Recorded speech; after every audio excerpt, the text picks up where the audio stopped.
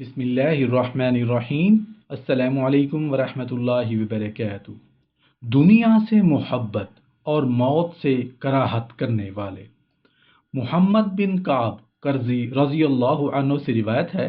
کہتے ہیں کہ ایک ایسے صاحب نے مجھ سے بیان کیا جنہوں نے حضرت علی بن ابی طالب رضی اللہ عنہ سے خود یہ واقعہ سنا تھا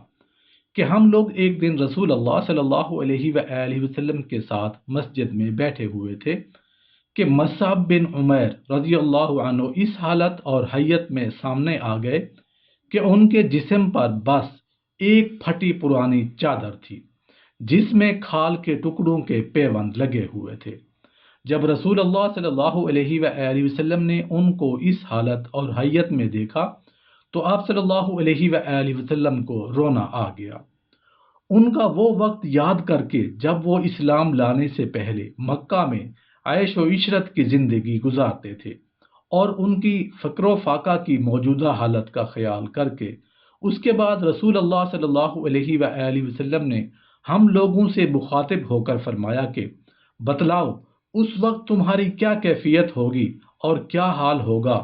جب دولت اور سامان تعیش کی ایسی فراوانی ہوگی کہ تم میں سے لوگ صبح کو ایک جوڑا پہن کر نکلیں گے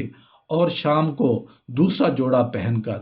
اور کھانے کے لیے ان کے آگے ایک پیالہ رکھا جائے گا اور دوسرا اٹھایا جائے گا، اور تم اپنے مکانوں کو اس طرح لباس پہناؤ گے جس طرح کعبۃ اللہ پر غلاف ڈالا جاتا ہے۔ آپ کے اس سوال کے جواب میں حاضرین مجلس میں سے کچھ لوگوں نے عرض کیا کہ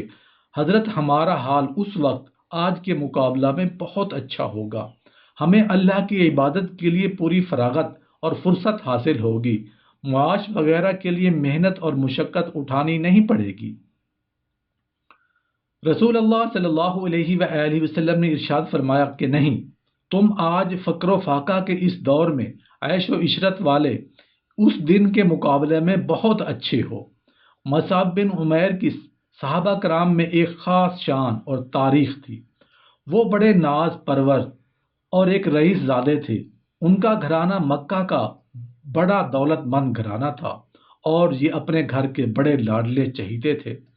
اسلام قبول کرنے سے پہلے ان کی زندگی امیرانہ اور عیش و تنعم کی زندگی تھی،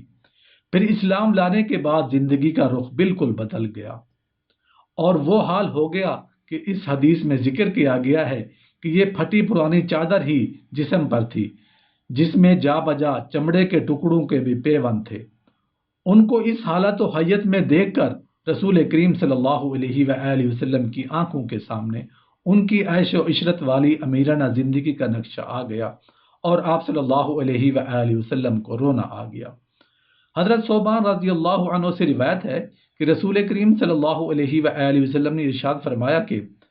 قریب ہے، یعنی ایسا زمانہ آئے گا کہ دشمن قومیں تمہارے خلاف جنگ کرنے اور تم کو مٹا دینے کے لیے ایک دوسرے کو اس طرح دعوت دیں گی جس طرح کھانے والی جماعت کے آدمی کھانے کی لگن تشت کی طرف ایک دوسرے کو بلاتے ہیں۔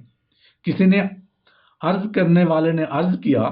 کہ اس دن ہماری تعداد کی قلت کی وجہ سے ایسا ہوگا؟ تو آپ صلی اللہ علیہ وآلہ وسلم نے فرمایا کہ نہیں، بلکہ تم اس وقت بڑی تعداد میں ہوگے، لیکن تم سیلاب کے کوڑے کرکٹ کی طرح بے جان و بے وزن ہوگے، اور اللہ تعالیٰ تمہارے دشمنوں کے دل سے تمہاری ہیبت نکال دے گا اور اس کے برعکس تمہارے دلوں میں وہن ڈال دے گا۔ کسی نے عرض کرنے والے نے عرض کیا، یا رسول اللہ، وہن کا کیا مطلب ہے؟ آپ صلی اللہ علیہ وآلہ وسلم نے ارشاد فرمایا کہ دنیا کی محبت اور موت کی کراہت۔ حضرت ابو ہریرہ رضی اللہ عنہ سے روایت ہے کہ رسول اللہ صلی اللہ علیہ وآلہ وسلم نے ارشاد فرمایا کہ جب حالت یہ ہو کہ تمہارے حکمران تم سے نیک لوگ ہوں اور تم میں سے دولت مند میں سماجت و سخاوت کی صفت ہو اور تمہارے معاملات میں باہم مشورہ سے طے ہوتے ہوں، تو ایسی حالت میں زمین کی پشت تمہارے لیے اس کے بطن یعنی پیٹ سے بہتر ہے،